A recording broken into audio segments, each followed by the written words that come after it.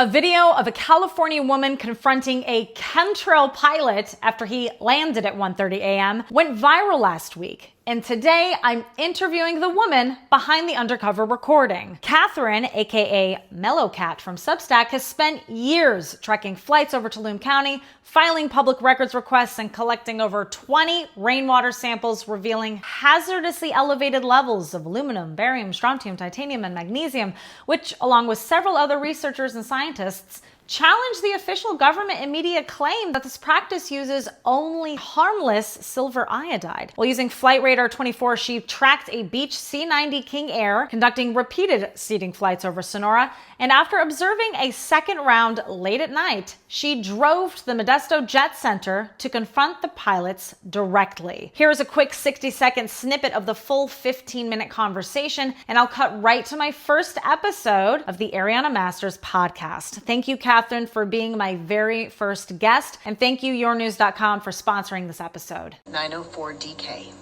That's who that is. He can go himself. At some point, I will get down to the airport. So this is the Modesto Jet Center, okay? Oh my God, that's them. Look at them in the building. They let me in. You're Tim, right? I'm one of the other captains. Oh, great.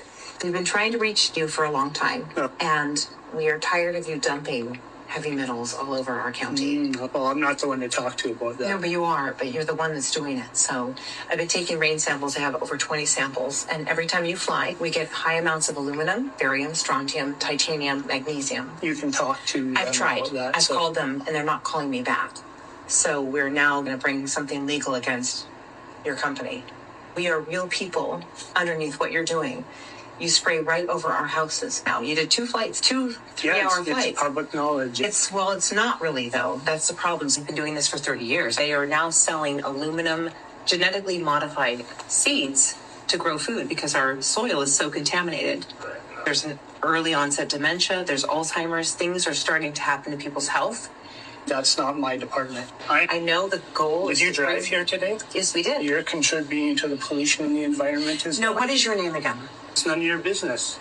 It is my business because you're over my head dumping over our families We're and not our doing houses. anything illegal, so... It's not illegal yet.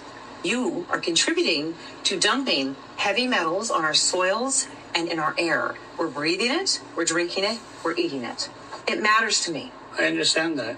I'm not saying it doesn't matter. I'm just saying It does matter. I'm not the one for you to bring these concerns to. We do the best we can to bring awareness to it. Yeah, there's just proper awareness, and it's not conspiracy stuff. Hi. Hi. Want to make sure everything is working. I did. Do you know who Tim Kennedy is? No.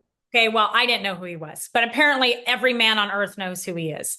And he's a military guy. He was in North Carolina rescuing everybody. And anyway, he messaged me, thanking me for a North Carolina video. And so I got Tim to agree to an interview. And at the time, this was like 4 months ago, I had very few followers, but he agreed. So we did the interview. And then as soon as it ended, the video poofed. No. Got completely disappeared off my computer. And I felt so terrible. And so now I'm just making sure it's all working.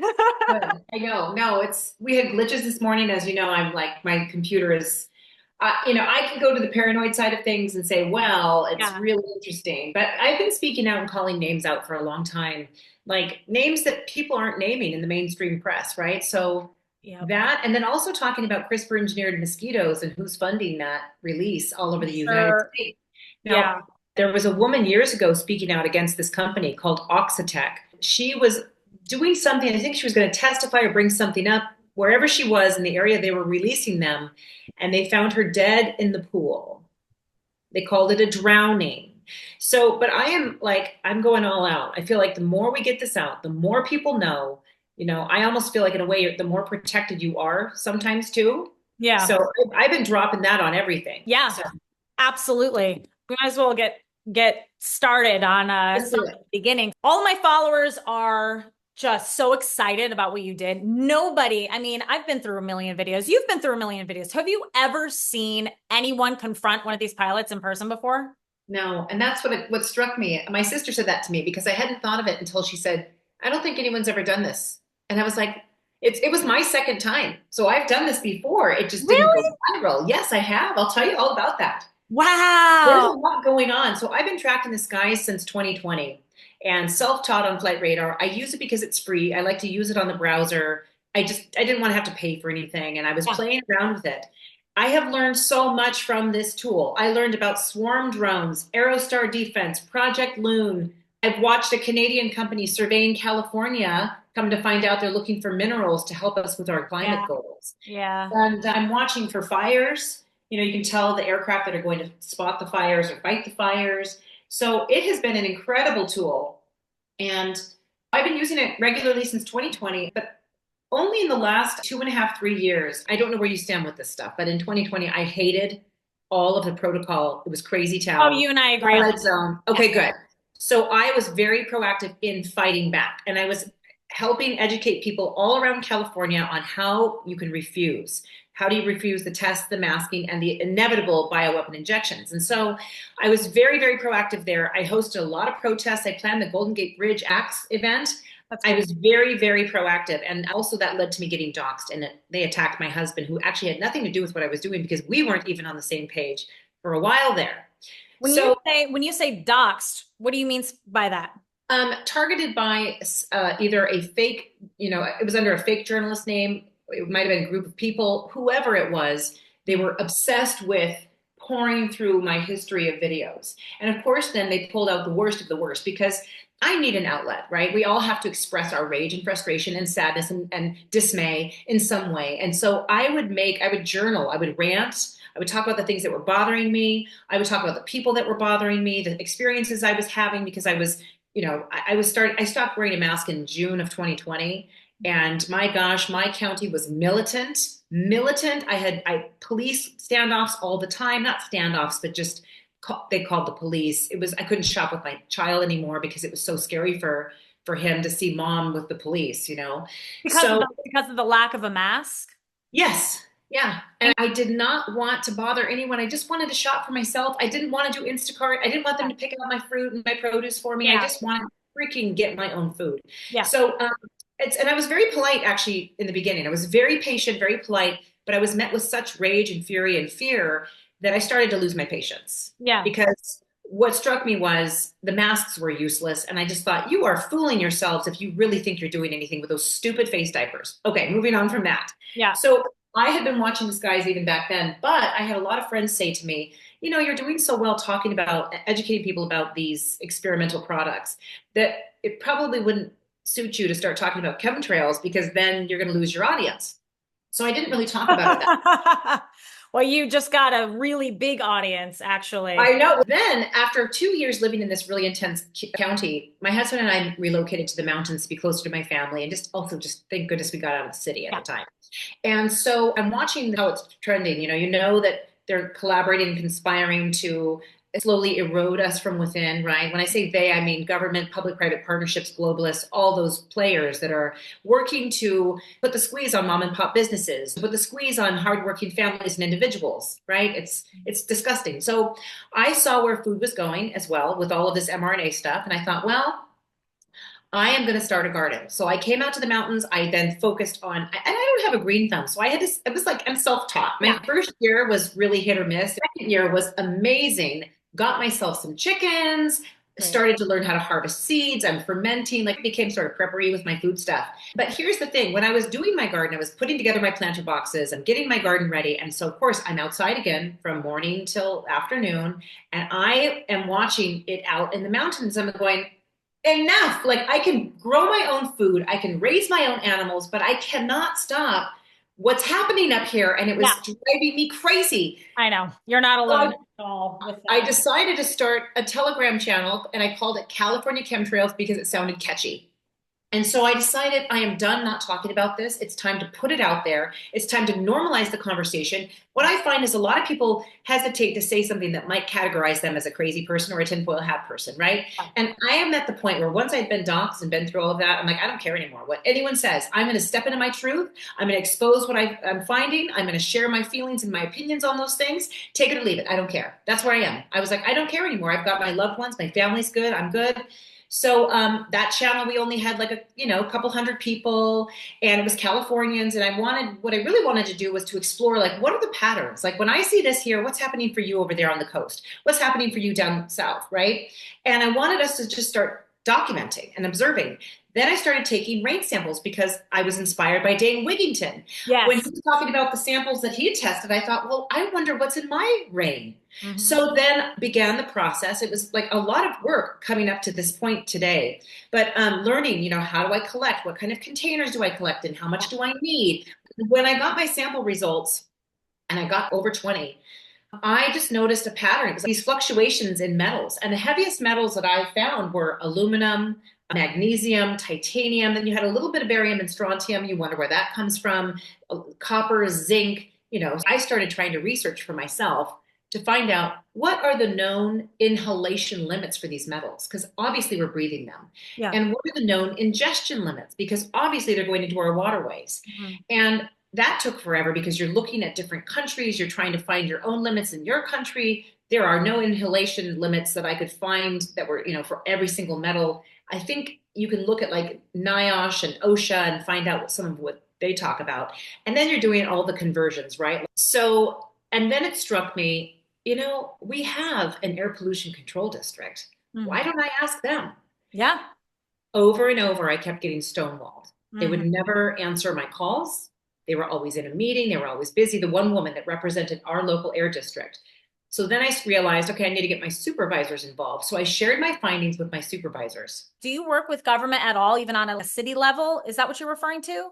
So every county has a board of supervisors that okay, your county supervisors. I understand. Yes, okay. Yes. Now, in the California codes, and I don't have them on me, I wish I did, they do say that if you are doing a modification project over a county or place, you have to notify the board of supervisors. Yeah. And I found out through my supervisor that she had never been notified. And so she was there 4 years. She never knew that this was happening. So on this channel, we have different people investigating, researching, and I was notified, here's a project that's right over your head. You're in Tuolumne County, right? I said, yes. And lo and behold, there was something like this that my friend sent. Told me it's the Upper Tuolumne River Weather Modification Project. And so I got the names and the players of those who were involved. Now, something we can walk through at some point is the NOAA library. You know what NOAA is, the National Oceanic and Atmospheric Administration. They have a list of non-federal, which means the smaller operations, weather modification projects. That's fabulous. I didn't know that. That's great. I had no idea. That's what I want people to start to understand. I want to make it easier for people to locate the contracts happening near them. Yeah. And on my channel, I share the California ones that I have found over time. So I had the contract. Then I contacted, of course, the people that were doing it. It's a combination of the Modesto Irrigation District and the Turlock Irrigation District. Now, they're actually pretty big. They rely on the water that falls to benefit their hydroelectric power. They are water and power for everybody, okay? The general manager of Modesto makes over $800,000. It's a big production. And then began a series of Public Records Act requests. I wanted to find out, how many times have they flown? What are the ingredients of what they're spraying us with? So it's been a very long process of trying to get information. And back to my Tuolumne Air Control District representative, she was stonewalling me. Come to find out, she was kind of juggling two roles. She was working the agriculture side of our county, and then she was Tuolumne Air Pollution Control District contact, but she didn't know anything. And didn't have any information for me. So finally, I got her to put me in touch with somebody at the California Air and Resources Board, which looks at the state's air quality. Okay. Then began a very lengthy ongoing process exchange of questions and answer sessions. And so I was speaking with a gentleman. He was called the Senior Pollution Specialist. He had all these other titles, and he'd been there a very long time. And in fact, I didn't know this, but he was about to retire. So all of my time corresponding with him, he was unaware of the cloud seeding operations that were happening. And I said, so these are the things I found in my samples, and I'm trying to understand what are the limits, and are you testing for these metals? And if not, why not? And he said, well, we don't test for things unless we suspect an emission of concern. And I said, well, here's the weather modification project. They've been doing it for 30 years. And I was very pleasant. I just wanted to gather information when I first called the TID. is what we call them, irrigation districts. I said, so I think California Air and Resources Board, aka CARB, should start testing our soil and our water and our air for these metals, because this is a concern for me, right?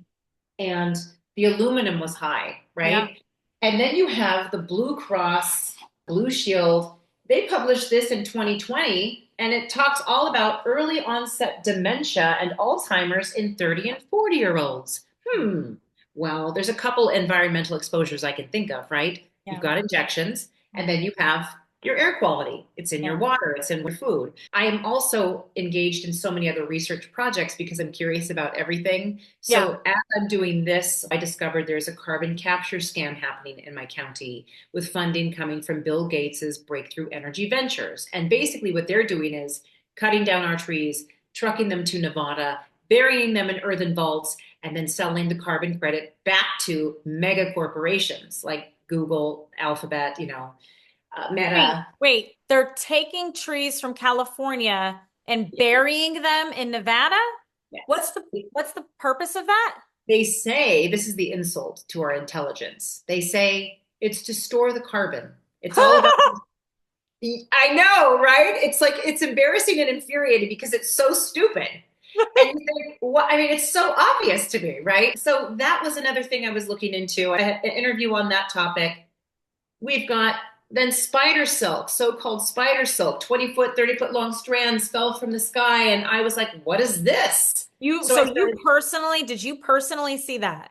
Yes. And I have video and I collected it. And I have 3 friends looking at it under microscopes right now. I definitely will do a dedicated video on that. So you're saying outside, it was at daytime, nighttime? Daytime that I saw it. Yeah. Kind of spread out. So between Sonora and Jamestown area, it was falling. Was it a heavy wind day? Was it? No, it was actually a pretty nice sunny day, I believe. Okay, well we can prove that if we just look up you can see the wind speed. So it was clear, not a chemtrail haze or anything? Not a chemtrail haze, which was very fascinating. Could you tell how high up it was falling from? Well, pretty high altitude. I just was curious. So I actually caught it with my bare hands. It was not spider silk. I could just tell. It was the weirdest texture, and it would ball up really quickly. Even the media, and I have a screenshot of it, they didn't know what it was. Then some entomologist came on and he said, well, I theorize it's from spiders because spiders balloon. And so then the media went with that. They're like, okay, it's spiders. I don't claim to have the answers. I don't. Yeah. But I was curious. And I think if everyone just retained their sense of curiosity about what's going on around them, it would be amazing what we could do, right? Yeah. So I collected samples. And then I reached out to a friend who looks at things under microscopes. And I said, would you take a look at my sample? So he did. So that's FM8 Eric. You'll find our posts on Substack as well. Okay. I appreciate him for doing this. And then he sent it to Will Micronaut and Unhackable Animal. I mean, we are all just people who are our own independent investigators. We're all trying to figure this out. Yeah. And the images that we saw were very interesting. It appeared to be almost like crystalline tubes with fluid inside. Then Raynette Senham just had an interview with some researchers. They took it to a whole other level because the same thing happened in Europe. So across Europe, the same sorts of silk were falling from the sky, and everybody was saying, what is this? Was this at the same time frame? I don't know exactly when their time frame was. Okay. So I'd have to check, but they had a laboratory. They were doing all sorts of chemical tests, fiber tests, and then they had to get a diamond cutter because every time they tried to cut it with traditional tools, it would smash the tiny tubules that were in the silk. So they got a diamond cutter, and what they think it is a delivery mechanism for something. And they test, and they had all sorts of chemicals that they found. Mm-hmm. So now they are asking for the world to start grabbing samples and looking and figuring this out. So that's a big deal. So that was around October. That was around for me, it was October. I don't know when it happened in Europe. I'm not sure when but the same phenomenon happened in Europe. That was just before the fog phenomena, I believe. Oh, yeah, it was. And then the fog, I have my own videos of that too. It hit me in the face when I went outside and I went, oh. And so it was enough for me to take a video. And I grabbed a spotlight and I filmed. The particles were like crazy. At that time, November 15th, nothing was circulating online about it. I document everything. So that was just yet another day of documenting, and I shared it on my channel. Mm-hmm. And then my son got sick within I think 4 or 5 days. When he gets sick, it's like maybe a fever for 24 hours and he's done. It was vomit and diarrhea for a day, and then slight recovery the next day. And then it progressed into an earache and discomfort. And it just got worse and worse and worse. And I was trying all these home remedies, and then we tried some other remedies. And then finally, he had a fever of about 104 degrees, and he finally broke the fever. But then after that, his neck and his arm hurt. And my husband said, I think he had some kind of meningitis. I was like, and it was about a month of being sick. Then I started seeing that other people were noticing the same fog. Interesting. And they were getting sick. And I went, oh, I'm so glad I document, because now I've got the timestamp of when I filmed it, and we can start to connect the dots when we're all observing, right? I think we are the news. The mainstream news is broken. My local media, it's pathetic. I have reached out to them about all these things, and they've just blown it off. No, they don't care. They don't care. So I'm done with them. It really comes down to people like you, people like me, and our neighbors and friends and community to start reporting on what they're finding. Yeah, you've had probably an interesting upbringing, because you question everything. Because it takes a certain kind of person to see the chemtrailing and be like, I'm just going to go and talk to the pilots. So I'm curious, when did you wake up, or were you just raised to ask questions all the time? And actually, I considered myself to be living in sort of a fog for most of my life. And really? Yeah, just sort of, well, when I was younger, I was very, I mean, my connection to nature and animals was very strong. And I was like, let's save the rainforest. And I would host bake sales to that's sweet. Adopt acres. And I started a recycling program at my school. Were you also on the global warming train like I was initially in the beginning? I was. Yeah, I was. I actually found an old email I sent to my family, and it was the carbon calculator. Like, how much carbon are you? And I think that was in 2016. They had that back then. And then there was the whole offset your carbon footprint thing that I was falling for. I was a naive, trusting individual. I really believed that those who claimed to care about the environment really did. I thought Al Gore was doing wonderful things. Me too. I mean, I did. I was a total, believer. Yeah. So for me, a few things kind of woke me up. Having my son, number one, that was the first time that I noticed lines in the sky, because I wasn't going from a 9-to-5 job or a crazy lifestyle. And suddenly we're on the ground playing in the sun, and then the sun. And when was this, like time frame wise? About 10 years ago. That's when I first started noticing just on my own. I had never heard of geoengineering, chemtrails, anything. Okay. And I've said this before in other interviews, but I went to the grocery store one day. I remember the grocery store I went to, and I talked to a cashier as I'm checking. I just said, do you see the lines in the sky? And at this time I was living in Fresno. So Fresno has it pretty bad out there too. And a lot of other pesticides and garbage they're doing for ag. And she said, oh yeah, those are chemtrails. And I was like, whoa. Good for her. That's what it takes. Yeah, it is. It takes one person saying something. And she was on the clock, and she said that anyway. Yeah, good for her. It was fantastic. So she was the one, and I don't know her name, but if she's out there, thank you. So I went home and I started researching. That's when I found Dane Wigington. Yep. And I went, this is a world I've never heard of before. So that was the beginning. Yep. But when I shared it on social media back then, on Facebook, I'm no longer on any of those mainstream platforms. So I'm not on Facebook, Instagram. I just signed up for Twitter. My husband said, do Twitter. And I'm not committed. So I shared it, and people were like, oh, that's so ridiculous. You sound so crazy. So I stopped. I didn't post anymore. I wasn't at that space yet. I wasn't feeling like, screw it. Yeah. So then I, of course, believed in all the doctor's recommendations in the pharmacy, and I went to all my well visits with my son. So I loaded him up with every single jab under the sun. Had anyone said to me, you don't need to go to every well visit? Okay. That's why I will never shut up about that either. I'm like, don't go to every well visit. You don't actually need the doctor all that much. You are doing great, mama. Stay home, eat clean, breastfeed on demand. You're good to go, right? Well, I caused harm to my child, I learned later on in the game. Okay, we had some stuff that I don't want to get into too much here, because now he's old enough where he can understand when I talk about him, and that's private. I then realized, oh my gosh, there's a lot of things wrong with the pharmaceutical industry. So that was then kind of the next part of my awakening. Yeah. I started to really be self-taught about package inserts, medical terminology, all those things. And I could not forgive myself for what I did to him. So that has been ultimately the fire under my butt. And that's why during 2020, I knew it stunk. This isn't what they say it is. I went right to the media telebriefings I went to school to be a journalist many years ago. And I was listening to the reports from the CDC to the media. And then I watched how the media took it, spun it, and blew it up. And I went, oh, this is bad. And then I watched everyone around me change. And I remember the day that our neighbors, we had kids that would run in the cul-de-sac and they were like, our kids can't play anymore. And then there were dots outside of grocery stores, right? That people had to stand on, the 6-foot dots, and then everyone's masking. And I was like, what the frick is going on? And I would use a choice word if I was on my own show. Yeah.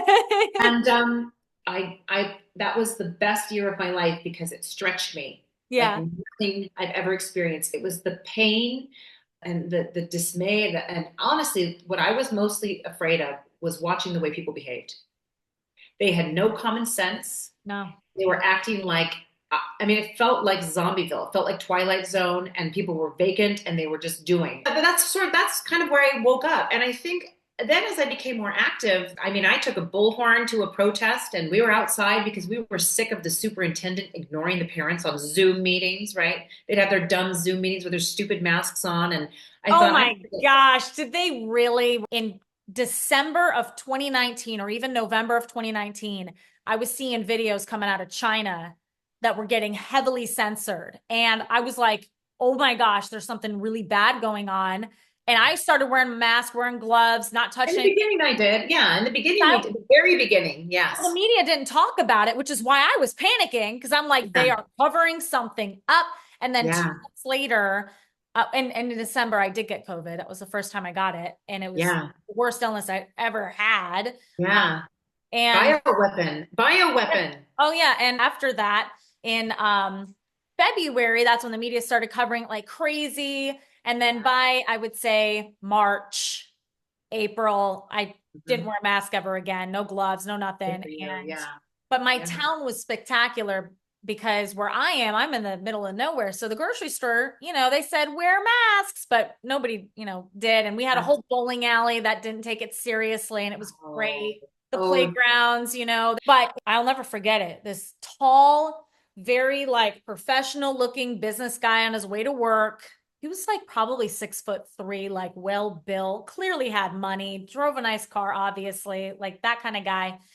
And he said, "Where's your mask?" I said, "I don't have one." He said, "Good for you." Yeah. And then he walked past me and then he said something else.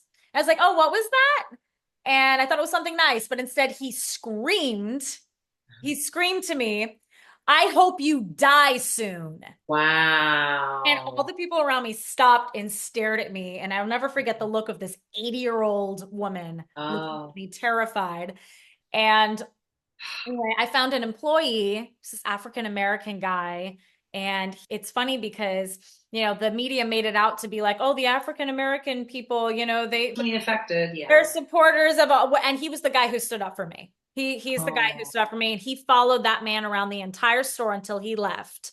Because he wanted to make sure that I was okay. Awesome. That's so lovely. So, it brought out the worst in people and also some of the best in people, I think.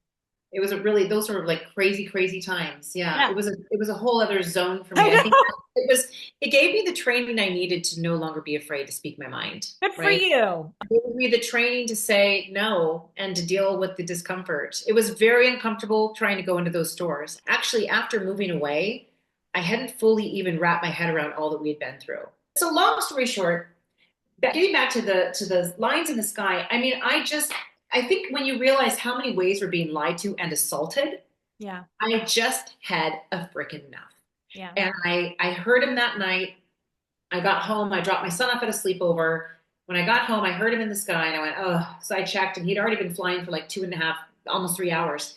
And I went, well, I'm going to miss him this time because the airport, again, is an hour away. And so I'm lying in bed and around 10 o'clock, I hear him again. And I'm like, that bastard. And it's the same guy, the same plane. Same guy. He went back to reflare, they call it reflaring, and then come back out again. And they're dropping ejectable flares and burn-in-place flares. Okay, so interesting, because I tell people, look, you can confront these private companies because, you can track them on radar. The Air Force, they turn their radar off. They're far above passenger and cargo planes. Yep. And those are the vast majority. When I watched your interaction, and it was shared a million times all over the social media with no credit whatsoever. I had no idea who this woman was. But when I watched the interaction, I started crying because I'm like, this is so poetic. because for Wow. the first time, I'm actually seeing someone speak on my behalf, Yeah. the guy who's doing it. And you were speaking for me and for everyone who's ever wanted to do that. It means so much to me. I could just tear up saying it right now. I'm getting yeah, I know. It's huge. What you did, you know, it was a drive to an airport and a conversation, but really what it was an enormous metaphor for humanity waking up and confronting something that needs to be stopped and has been going for so long without any interruption. And you interrupted it. I want to make sure that we keep this momentum going and more people do what you did. Absolutely. Absolutely. You're Well, an inspiration to everyone who's now like, wait a minute, I can do that. it's so amazing. I'm tempted now to just at some point post the experience I had with the adulticide spraying pilot. That's all the chemicals to kill the so-called mosquitoes because but he was so friendly. Hold on, let me get my breath. Sorry. He was so friendly that I didn't want to blast that audio everywhere, because he was really oblivious. He's being educated by the chemical corporations that he works for. Okay, so he really was just sweet, dopey, whatever. But this guy was a little callous. He's like, I'm not going to give you my name. And did you drive here? And and so I thought, I'm not too worried about your feelings, sir. And what's funny is that I got home from this whole experience. And I thought at the very least, that guy is never going to go up in the skies again and not think about the woman that drove out to find him. And I found him and I went into the airport. I got inside the dark building. For me, this has been happening for so long. I've been tracking them for so long. I hear them over my house. I was like, I just really want to see him. I want to talk to him. I want to get a feel for who he is. Is he an oblivious doofus or is he an ass? Or he's both. Yeah. And yeah, totally. And I think he's probably even from Canada. He had a Canadian accent. He had a Canadian accent. And you said his plane was registered in North Dakota. Yeah. So they come out. What I've found is that they'll fly out from North Dakota and then they'll camp out here for the duration of like a seeding season, right? Yeah. So I don't know his name still. At some point I'll find out. I've been just the last week now, I've been trying to acknowledge the many people who have reached out to say thank you. I'm blown away. When I got home that night, I shared, it was like 4:30 in the morning. I shared the audio because I just took audio on my phone. And my friend who was with me, when I got in, I went to the bathroom and I was like, I'm inside. And my girlfriend, who I actually was going to go with, but she was sleeping. I said, you're not going to believe where I am. When you wake up, you're going to, SH your pants. But he came out and filmed me from the locked doors on the outside as I was inside the building talking to the pilots. And okay, so I shared the audio on a small Telegram chat that I'm on. And there's a couple people that make videos all the time, like not a ton of followers, but like 1,000 followers, maybe 2,000 followers. And they were like, Kat, this is so great. Can we please cut some of your videos and your pictures to your audio? Because we need to get it out there. Like, that is amazing. And I said, I'm too tired. So why don't you do it? So then they did it. Yeah. So then their videos went out. And you're right. Nobody knew who I was, right? So they went out and then people coming out of the woodwork I haven't talked to for years. They were like, I saw you, Kat, because they knew me as like a big protester for the other stuff. Now they're like, oh my God, you're still going, you're still fighting. Yeah. And so then it was a whirlwind. I never in my life would have imagined it would go viral. I was blown away by how supportive everybody was. They didn't say she's a crazy, lunatic. What a change from 4 years ago when they threw me under the bus, right? I am so inspired and hopeful because of the people's response. And what I want to do now that I've got people finally coming to Substack, I'm going to put out a video. I want everything to be for free. If you want to buy me a coffee, amazing, because it does help. But I will make it free as long as you're not spamming me on the call. But I want to really teach people now. I want to empower people to learn how to read the skies.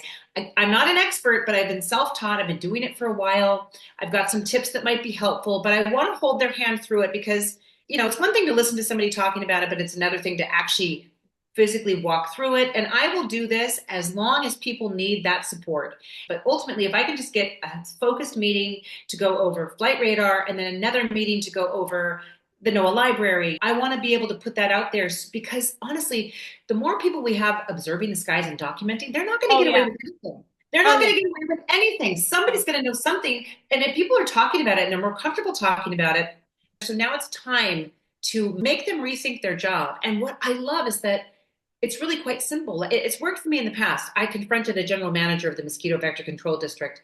I called him out. They don't like to be put on the spot, but No, they they need don't. to. And we can't always go for the Bill Gates. We can't wait for the Trumps and the Elons and the politicians or the lawyers to get to help us. We have to help ourselves at this point because again, we are being hit from many angles with a lot of baloney. And now it's on us to start to wrap our heads around it. And if you want to keep it simple, just focus on what's happening in my county. Yeah. Is there an air pollution control district that I can apply to be on a board for?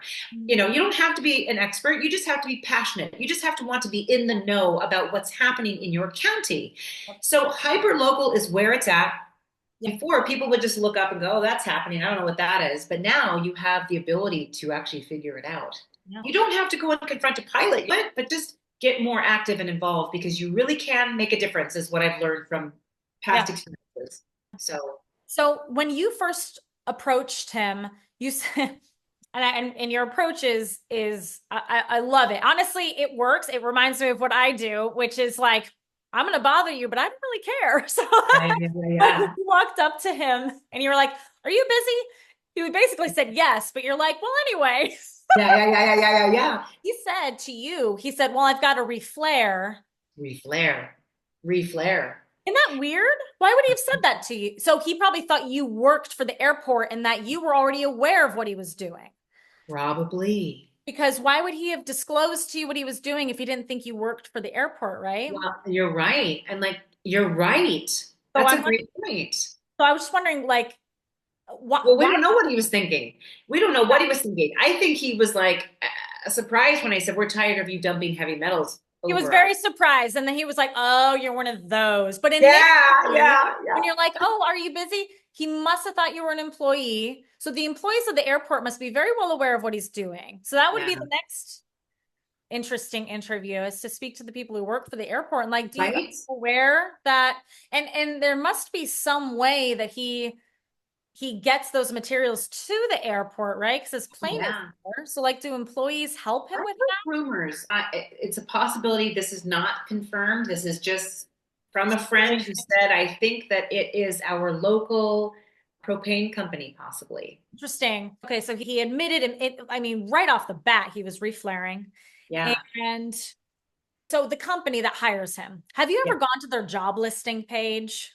In the past. It's been a while. Did you see a job entry recently? There are 8 job listings, and I'm going to cover all of them. And they are hilarious. Oh my gosh. The pilot, the qualifications, it says you need to you need to be indiscreet and very basically secretive.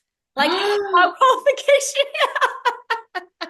I can't wait to see when you make that video. I have not checked in a while. Isn't that funny? They have mixers. They call them ice engineers. So they're hiring ice engineers, ice mixers. I remember. Oh my gosh. Oh, there's so much to talk about there too.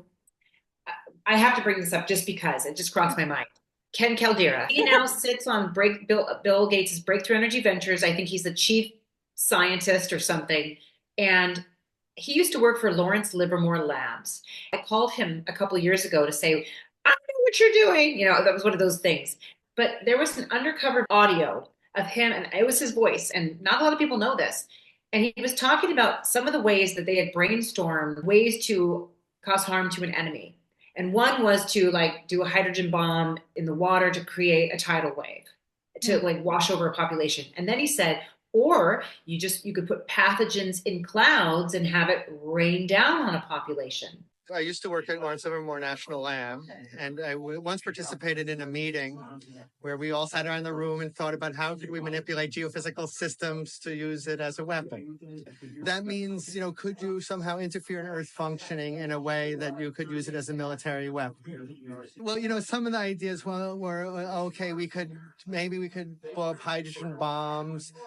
underwater offshore and make a tidal wave that would go over a city. And, the result was, well, isn't it easier just to drop the hydrogen bombs on the city? That there, now you could imagine though, say putting pathogens in a cloud, let the cloud, go over somewhere and then would rain down on your enemy and create, do chemical or term warfare in this kind of way.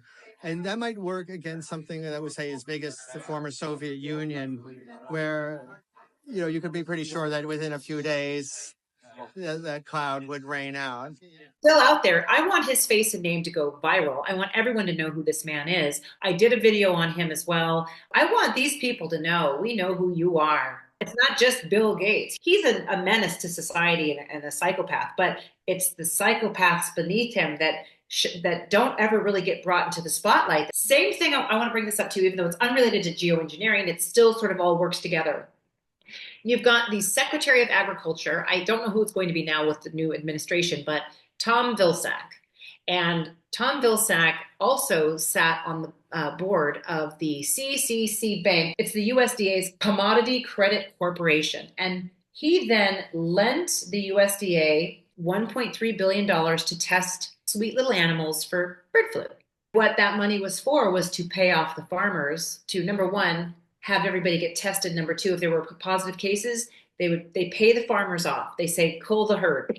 What they're doing is they're creating manufactured food shortages, and they're jacking up the prices. Yeah. They want to drive out the small raw milk farms. He even allocated an additional $800 and something million to go after raw farms and test those cows. And I put that on my Substack all the time. I've hatched chicks. There's chicks in my closet that I have to check on regularly. It's good that you have chickens. I'm going to do a video on this with my tinfoil hat. And the reason why I wear the tinfoil hat is because I want to make it clear that questioning things is not something to be ashamed about. Like, I wear my hat with pride. So. Yeah, that's hilarious. You should. And guess what cow farmers are doing now?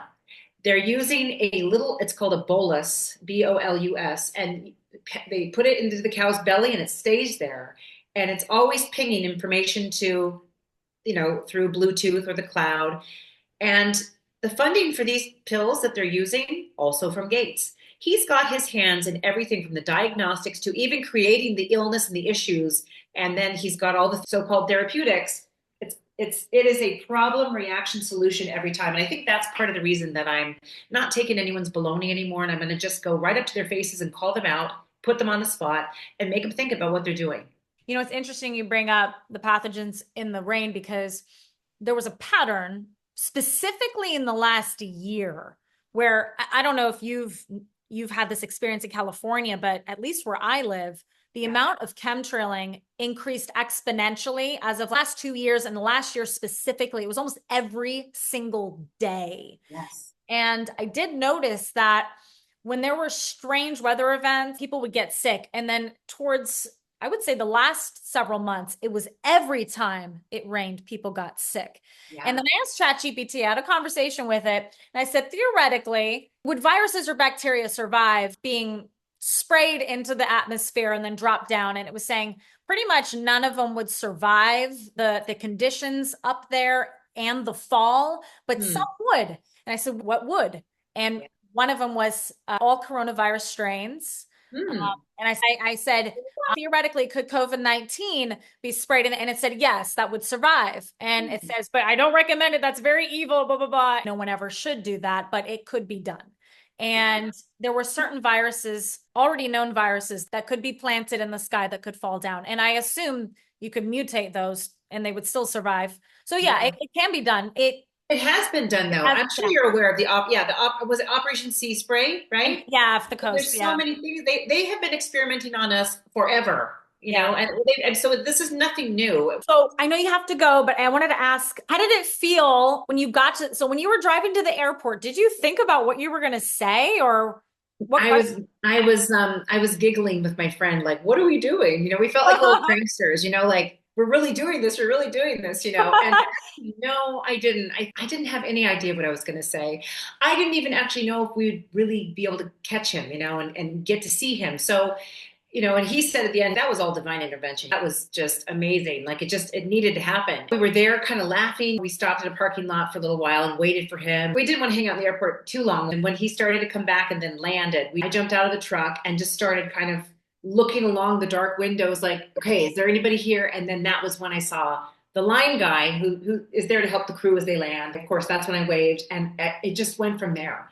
I've always been spontaneous, for better or worse. Sometimes it serves me and sometimes it does not serve me. But in this case, it did serve me, and I'm very glad I kept my composure. I think it's because after he came in, it was like the seriousness was there. It was, wow, this is the guy, you know? Yeah. And, How did that feel to look at yeah. the person who was doing it to you? I mean, I think so many people out there can identify with the feeling of just wishing they could know the person You who's want to know. You want to know. You Yeah. want to know who they are. And I, again, like, because of the last pilot I spoke to, he was very sweet and warm and affable and just clueless, you know.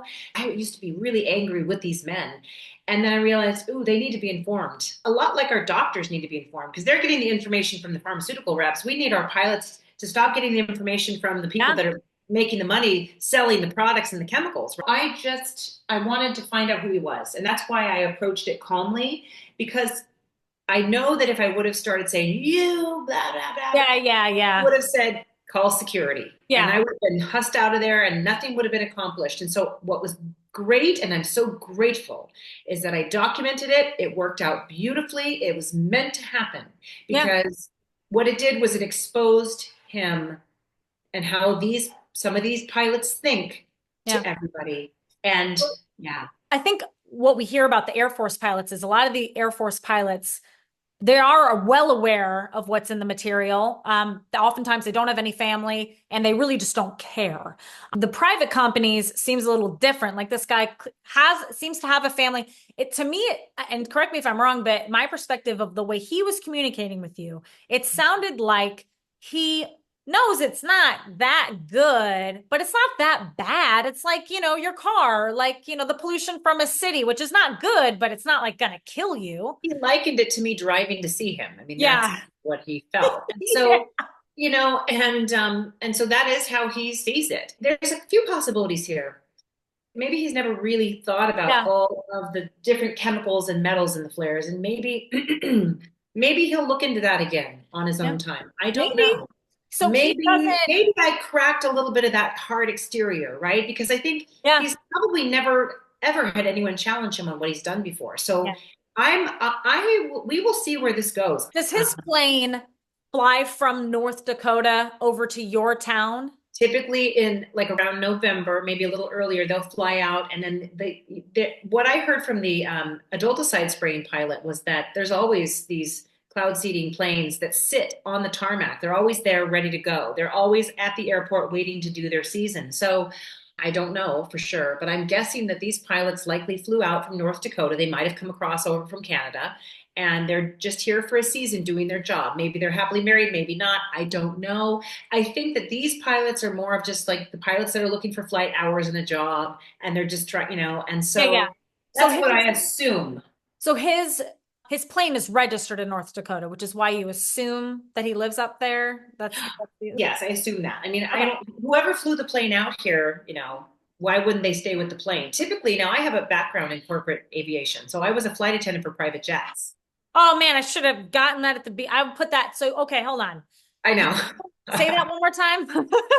So for many years, it's a very long story. I'm a Jill of many trades, but for a very long time, I was a corporate jet flight attendant. So I understand these small airports. Interesting. So you had an idea that you might be able to just walk right up. Yes. That's very cool. And I understood also the registration numbers of aircraft. So the planes, the company, they have a page of planes and it looks like they have a loaner program.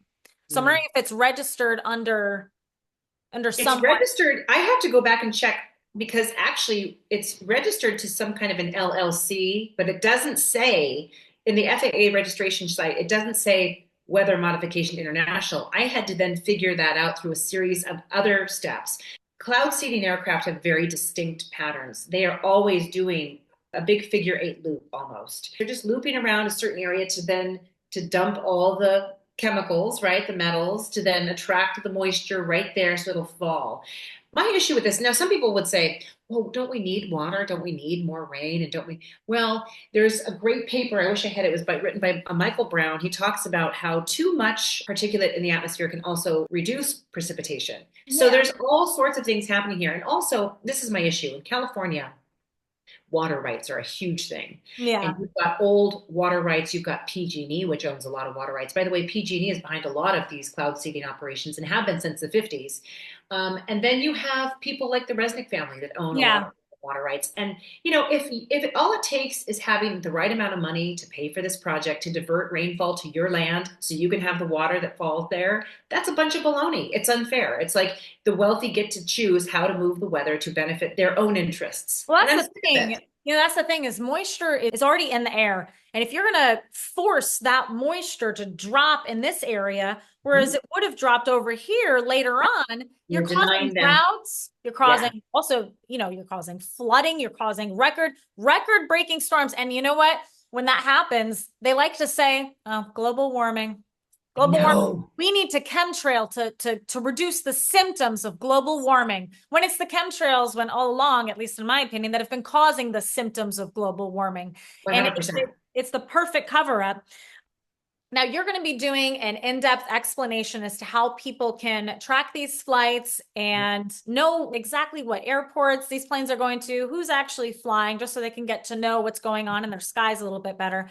Yes. But briefly, basically, you went to Flight Radar 24, found the registration, went to NOAA's website. No. I went to Flight Radar 24 and hovered in on the map over my house where I heard the aircraft. Okay.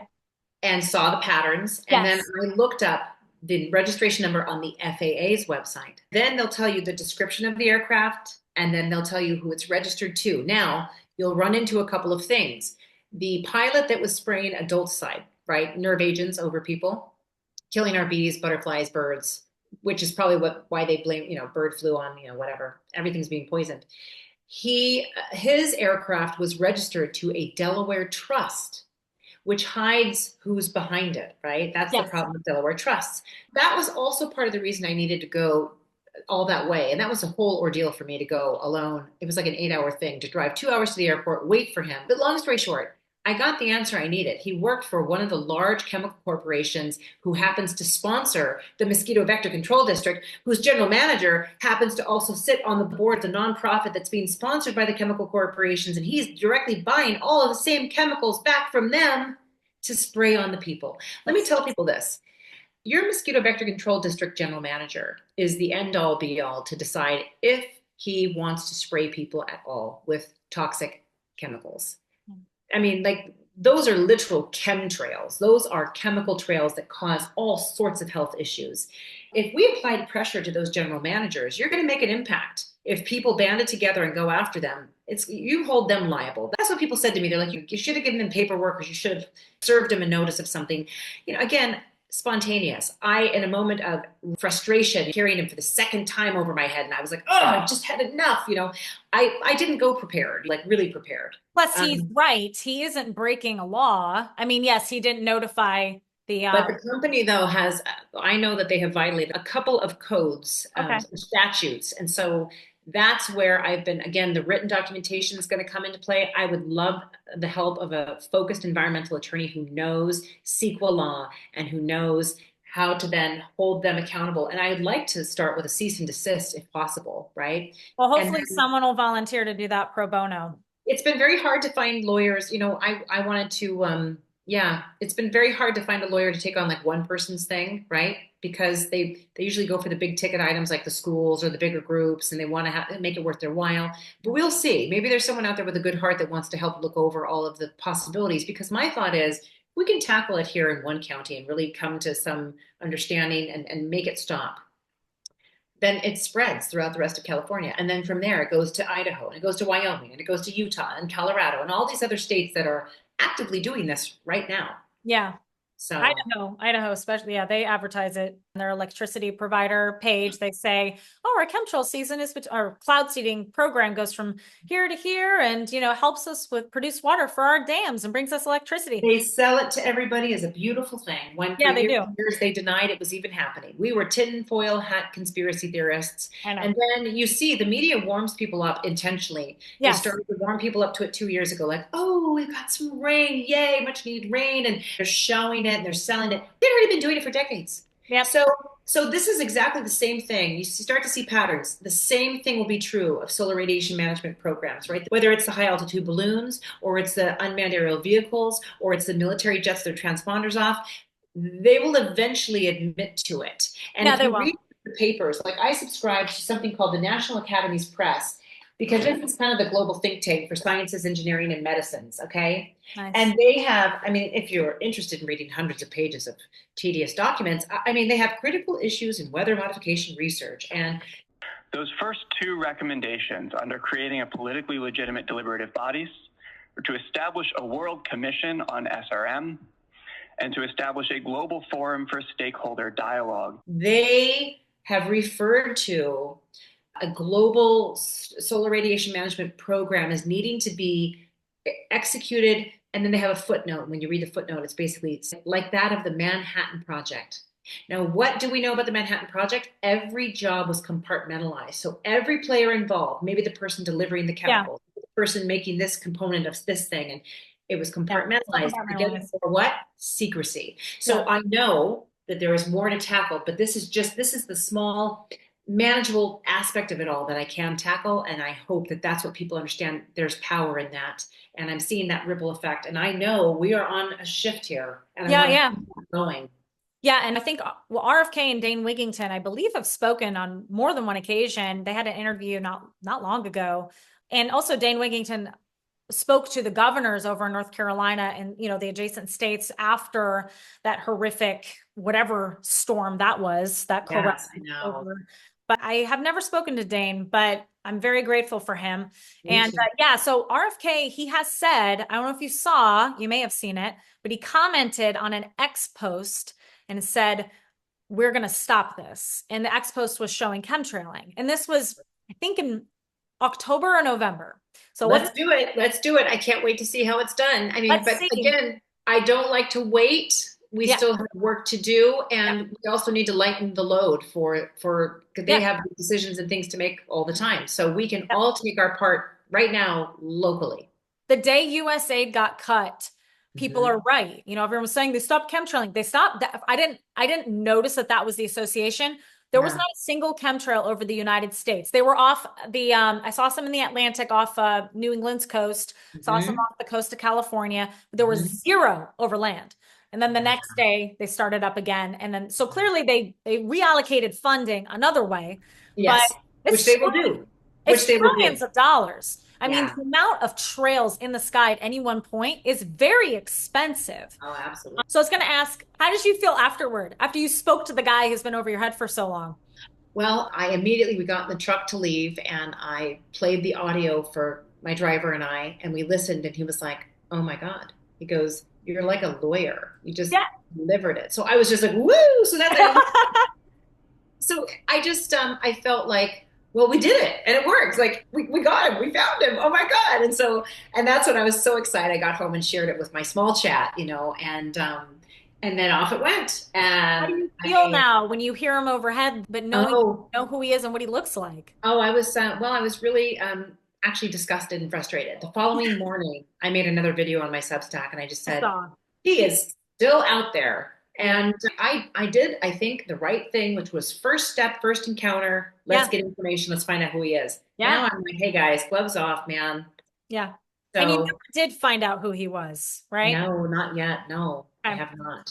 So, okay. Now I had a lot of people asking about your rain samples. Did you use the same lab in your when did you collect the rain samples? I did use the same lab, yes. Okay. And it was over the course of, I'm going to say roughly 1 year. Okay. So I did use the same lab. It was very easy. They knew me, after getting to know, like, how do I do this? What do I do? Then we were just corresponding all the time. I'm like, hey, can I get a discount for 10 samples? And they said, yeah. And so I think it's great if people get different labs too. I mean, that Yeah. would be wonderful. I had a couple of different friends, and one was on the coast and someone else was like in Oklahoma, and they had different results.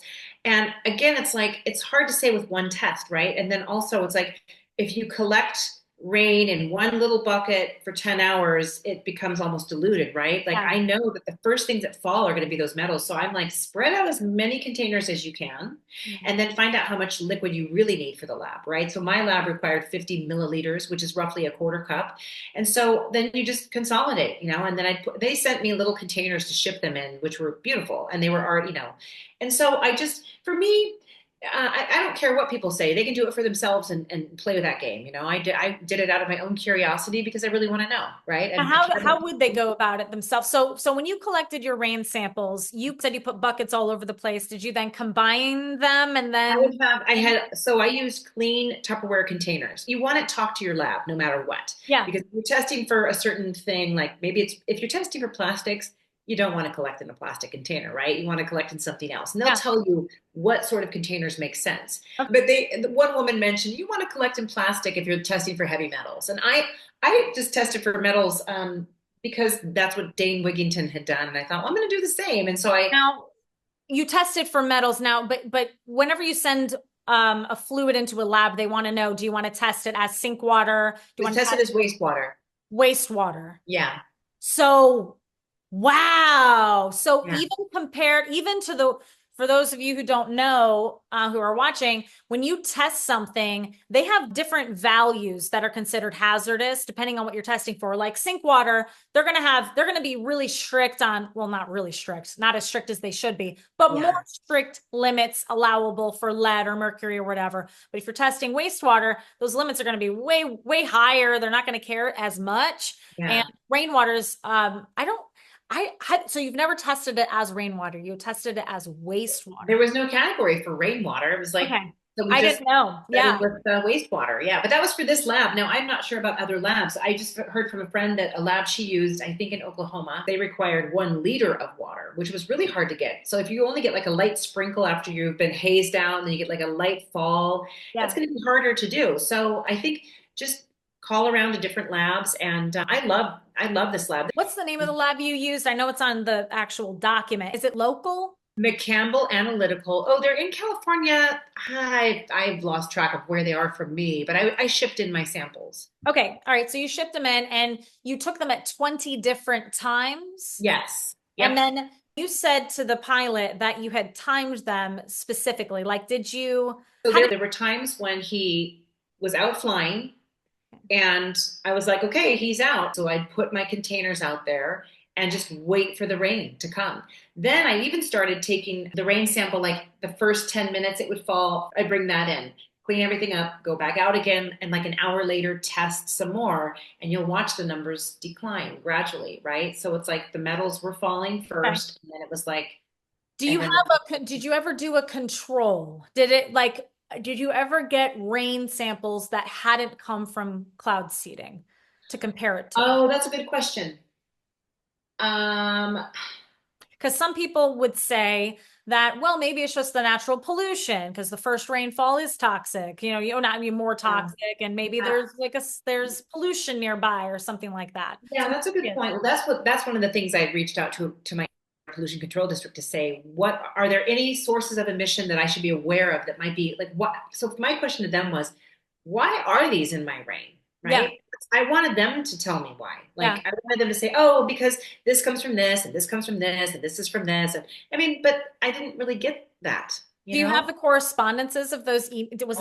I do. Yeah. So many. And what I learned to do also, because I got stonewalled a bit by the Water Resources Control Board and then the Department of Water Resources. But the Department of Water Resources should also have a log of all these things too. I went back through my notes and was like, oh yeah, they should really have the records there. And they just kind of sign off on it like it's no big thing. Like, there's a board apparently for TID, people that are elected to be on the board, or they volunteer to be on the board. And they just voted in every year, like, we're going to do it again, because they've been doing it for so long. And the fact that they're basing this on a 1990 environmental impact report tells me there needs to be some follow-up here, because all they looked at was silver. They didn't look at aluminum. They didn't look at the zinc. They didn't look at the copper. They didn't look at the, So So when you reached out to this air pollution person for the city, when you said, "Hey, why is this in my rain?" What did they say? didn't know. I have to go back to the email, but essentially just said, I don't know. We only test for ozone and particulate. So when And they that was test it. for particulate, do you know what particulate they go down to? Is it PM 2.5? Probably. I don't actually know, but I Is was, go ahead. Yeah. Well, so I was going to say PM 2.5 isn't going to pick it up that well. I'm sure you've seen that the particulates they're leaving are far finer, far smaller. And when Dane Wigington took the plane up, he had a PM 2.5 meter and the meter that goes all the way down. And the meter that goes all the way down picked up a crazy amount of stuff. PM Amazing. 2.5, not, it went up a little bit, but not a lot. We acquired a National Oceanic and Atmospheric Administration flying lab, put top scientists in it, took samples at altitude behind heavy aircraft. We sampled what they were emitting. The sample was processed at one of the top testing institutions in the world. We found exactly what we knew we would find. But when they trail, anyone watching, you can look at the AQI and see what it's like before they trail, see what it's like an hour into trailing, an hour after, and it always goes up every time, usually like 56, around 50 to 60. But I'm just thrilled that you're so knowledgeable about this too. Like you're really into it. Again, like I haven't been following you, so I don't know all your efforts, but it's just so lovely to hear someone who's like observing and looking at radar and next round and this and this and this. I'm obsessed, to be honest. I've been watching since I noticed them when I was 6. I lived in South Florida. And, Florida, we've got bases around, Air Force bases, and we have completely flat land. So you can see everything. And, you've got the coast on either side. When I was a little girl, they'd practice overhead. And so back then, they didn't spread the same. They weren't as effective. So like they did big X's, and then come back and circle. Wow. And back then, they would spread into these fat tubes and then kind of float off the coast. I would say it took about 10 years for those to spread a lot more. And I would say probably over the last 6 to 7 years, they've gotten really good at phasing out. And just spread, dispersing. And then some of them just drop. Yeah. Oh yeah. I've seen videos, but I haven't seen the weird. I haven't. It's so gross. I mean, anyone who looks up, I don't know how they justify that to themselves as natural. I don't understand. I just don't think people are really looking.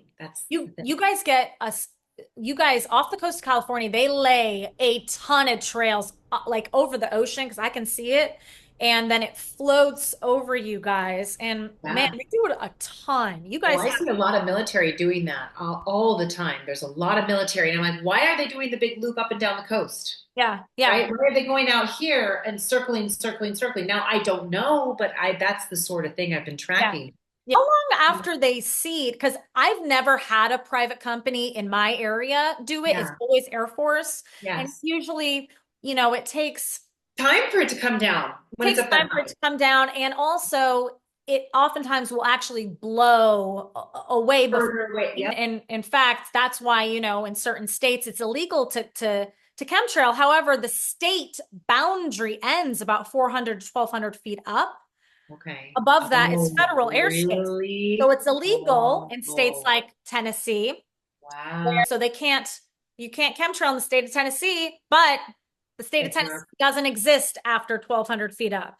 I had not heard that part before. I know there was something out there talking about how it doesn't impact us. Oh my goodness, that's wonderful. That's my theory. It hasn't been confirmed, but I think that's why the federal programs can continue because the state has no jurisdiction that high up in the sky. Yes. And it happens over these states every day, even though it's illegal. You can't have any private planes go up low to the ground. But what plane is flying 1,200 feet up? Like they're not doing that. It's typically, I've noticed the cloud seeders are usually between like, I would say 10,000 and 15,000 feet. So the private companies are flying pretty low. Now that means that it's gonna cause rain to happen probably a whole lot sooner. And the other thing too, that, this is one thing you learn as you go, that I've learned to now check windy. This is where meteorologists are handy. They're like, okay, the wind is blowing this hard, this direction. So then you want to know where that seeding material is going to fall. Yeah. For a little while there, I did have a gentleman helping me, but again, like I can't always drive 40 minutes to go place my sample containers and sit and wait. Like I do it at my house because I'm like, I'm going to catch whatever's over me. And it is what it is. Because actually, my only real interest was what's falling on my land, what's falling on my garden that I'm building, that I'm working on. So I still have the wherewithal to keep fighting, and I still, I'm still engaged. I feel relatively healthy. So I've decided not to let it ruin my life. I really hope also that people don't let it ruin their life. Like take action, take ownership, but also don't be so afraid that you just don't want to go out anymore and you get stuck in a depression. Like we have to like take ownership and like this channel that worry or concern or fear or anger into something productive. Yeah. Because we really just need to make it all stop. And this is just like the tip, like this is just one aspect of. I know. I think it's a huge one though. I mean, it's fine particulates. I have a gentleman in Amsterdam who's translating anything I want to send him because he's trying to get the word out over there. So, I mean, this ripple effect I wanted to give him a big hug. He sent me a video message and he's like, I just think what you're doing is so important. He's a father of, I think, 3 and amazing man. He's got a Stop Chemtrail Substack over there and he translates everything. And then I saw an Australian video. I didn't watch the whole thing, but somebody's like, they're in Australia talking about it. And Australia's got a big problem. They do it there a ton. Oh yeah, they do. And then England, I spoke to a man in England. And so it's amazing. And I think, wow, we really can inspire a ripple effect. Yeah. And this is a global initiative. When I see the trails, and by the way, the Air Force tends to not do circles. At least that's not what I'm seeing on radar. Private companies will do circles. Air Force will go and then big lines, and they go far distance. Yeah. And I'm seeing them. Yep. Go ahead. Yeah. No, I'm seeing them come down the mountain range and then go out to the coast and circle and then cut back up. And then interesting. Back down. Yeah. So, I mean, it's different. It's different. And also one other thing I was thinking about earlier with NOAA. NOAA has aircraft. And, what I thought was very fascinating is that NOAA, like 60 years ago, 70 years ago, they were like, they seeded a hurricane, right? They seeded a hurricane that created a lot of destruction and damage. Well, during Florida, I think it was one of the last hurricanes, I was tracking out off the coast and you had a NOAA, Lockheed something, what was it called? Was it an Orion? It was something like that. It was the four propellers and the heavy duty plane. They were low in the storm. And they say, oh, we're just tracking, we're just taking measurements. And I'm like, well, we've been lied to before. Are you sure they're not seeding the hurricane? Are you sure they're not creating and steering the hurricane? I don't know. I think those are things we should be thinking about. Then there was a Gulf Stream 4 or 5 that was really high above that area, flying and almost like probably doing something, taking measurements or monitoring or whatever, the storm.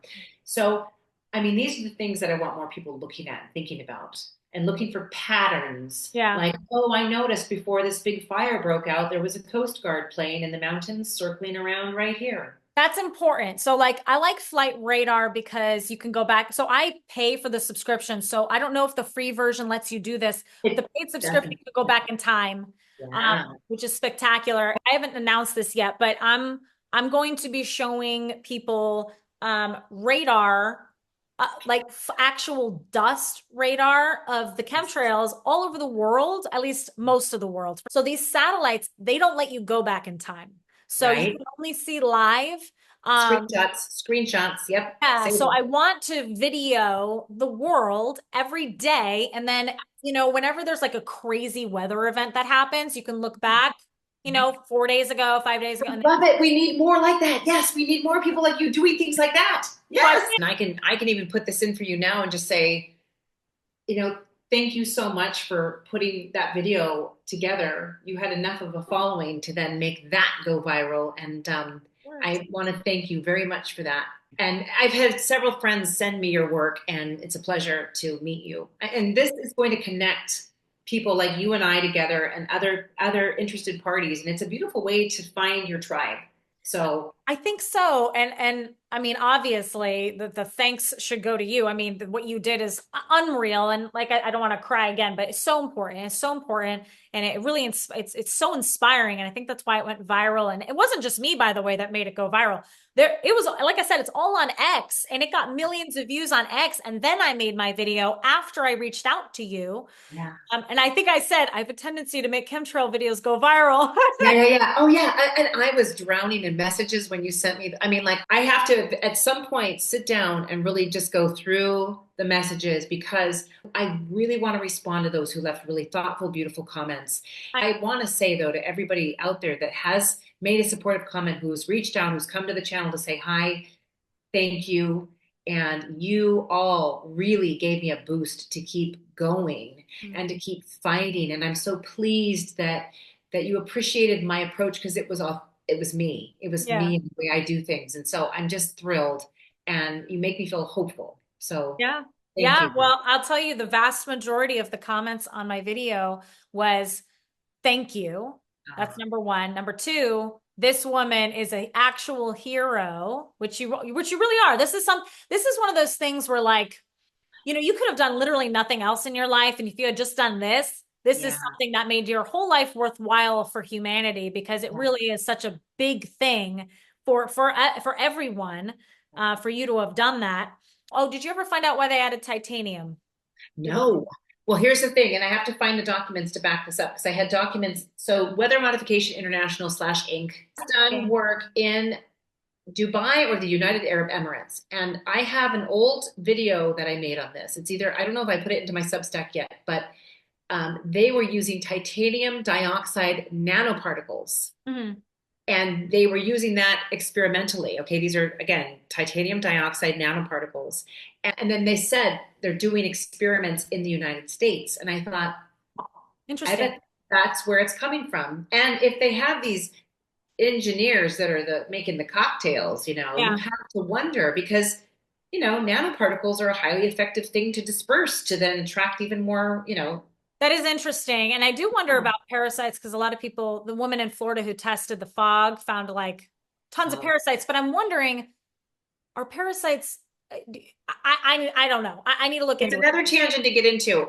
I think it was actually, it was like Serratia or something, Bacillus or something like that.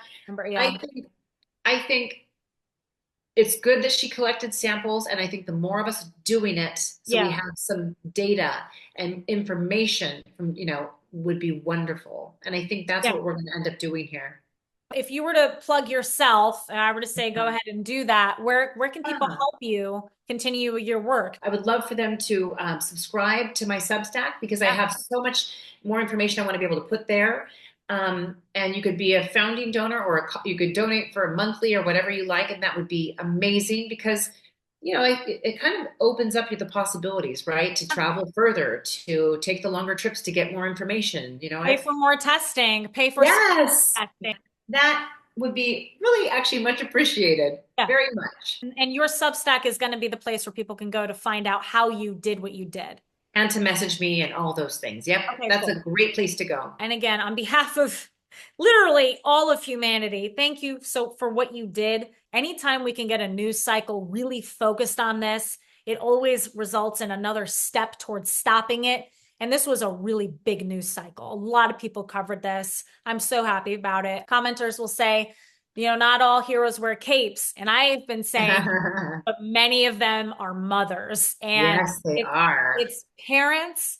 It's parents that step up, because they're no longer, you know, people don't care about themselves nearly as much as they care about their kids. Yes. That's why they want to tear apart the family unit, you know? Yes. Yeah. Yes. Keeps us from fighting for something that really matters, you know? Absolutely agree. Yeah. So anyway, I'll talk to you another time, but you have a great night. Good. Yes. To be continued. Thank you so much. Have a beautiful day. You too. Thank you. Have a beautiful night. Bye-bye. You too. Bye.